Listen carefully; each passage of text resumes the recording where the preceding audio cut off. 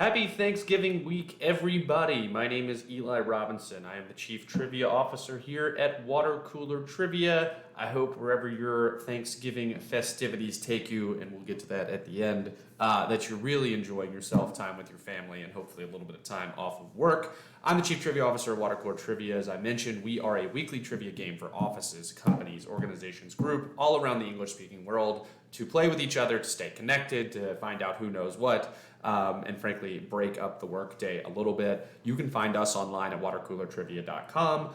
We have a 4-week free trial, and then we're only $1 a user a month after all that. You can find me online at Chief Trivia Officer on LinkedIn, TikTok, or wherever you will find the kids these days. So this week we had Happy Turkey Day was the theme of our quiz. We're doing this video on a Tuesday, so only 3,100 users so far this week, an average of 7.87 and a median of 8. I think when I look at this week's quiz, I think we're very close to what I would call the perfect distribution of what we aim for, right?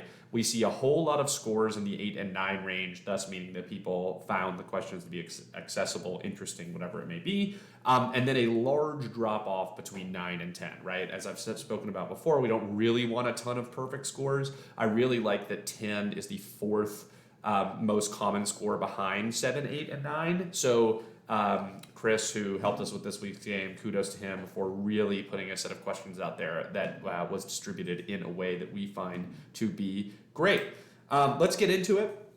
Question number 1, the author of novels like Snow and My Name is Red, Orhan Pamuk, was the first Turkish person to win what prestigious literature award given out by the Swedish Academy? They also give out awards for medicine, chemistry, and peace. That would be the Nobel Prize, 93% correct.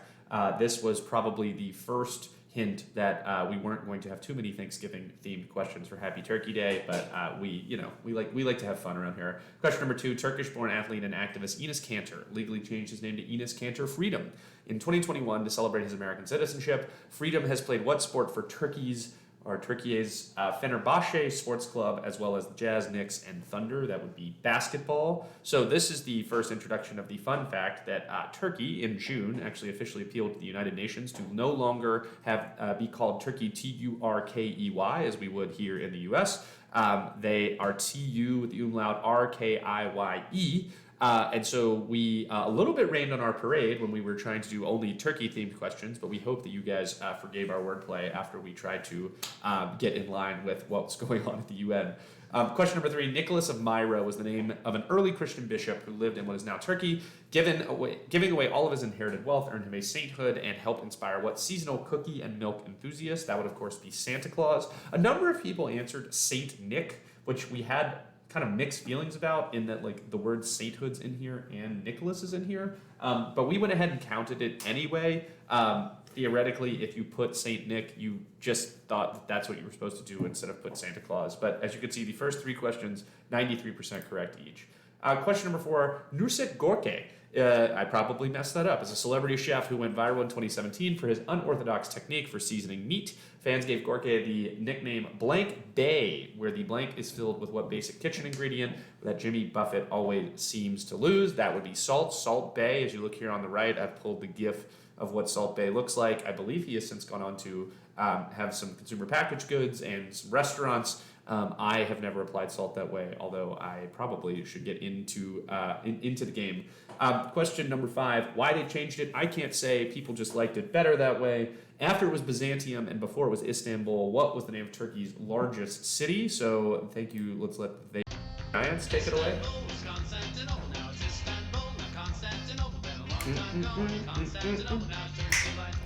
Moonlit night.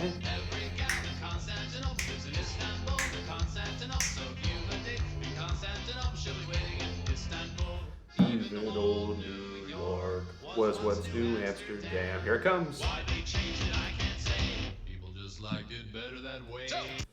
So the answer is Constantinople, named after Constantine. 75% correct. If you do not know who They Might Be Giants are, then they are a fantastic band that has wonderfully entertaining and talented songs. Or they are talented in producing songs. If you've heard this song before and you forgot about it, I'm really sorry, because this is like one of those that will just get stuck in your head. But a lot of misspellings of Constantinople, but we were pretty lenient. Question number 6, you don't have to be Hercule Poirot to figure it out. Paris to Istanbul was the original route for what elegant train line that made its way into the titles of thrillers by Agatha Christie and Graham Greene? That would be Orient Express, the famous Agatha Christie novel Murder on the Orient Express, in which Hercule Poirot is, of course, the detective. 77%. Question number 7. In majority Muslim countries, the Red Cross drops the cross for what shape found next to the star on the Turkish flag or used in the name of Pillsbury's janky tubed version of croissants. That would be crescent, the red crescent. To those of you who found a low level of offense by us calling Pillsbury croissants janky, we apologize, but also stand by the fact that they are quite janky. Question number 8. Grind the beans very finely. Brew them in a pot called a sezba. Probably mispronounced that too. Ta-da! UNESCO recognizes that the Turkish preparation technique for what beverage as an intangible cultural heritage. It would be Turkish coffee. Turkish coffee. We did not accept espresso, as espresso is specifically, we believe, a native Italian way to prepare coffee. So you needed to say Turkish coffee or coffee. Question number 9. A UN buffer zone known as the Green Line separates Greek and Turkish residents on what island in the eastern Mediterranean? That would be Cyprus, 45% correct. We had a feeling that when we were getting into the Cyprus, geopolitical game, that we weren't going to enthuse most of you. And then finally, question number 10. Brian Mills' wife gets ganked during a family vacation to Istanbul in what 2012 sequel with a very special set of skills in grabbing moviegoers' money? That would be Taken 2. Now, we were very, very surprised that only 32% of you guys got this. We would have imagined that Taken had kind of made its way into the zeitgeist of the world. You can see on the right is a GIF or a meme or whatever that was very, very popular.